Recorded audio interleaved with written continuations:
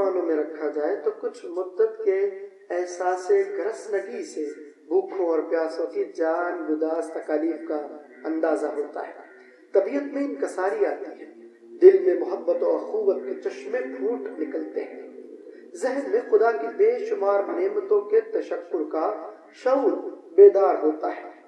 روزے میں دعا کے ذریعے محبوب حقیقی سے راز و نیاز ہوتے ہیں اور احساس قربت کے کوئی دوسری شے حائل نہیں ہوتی۔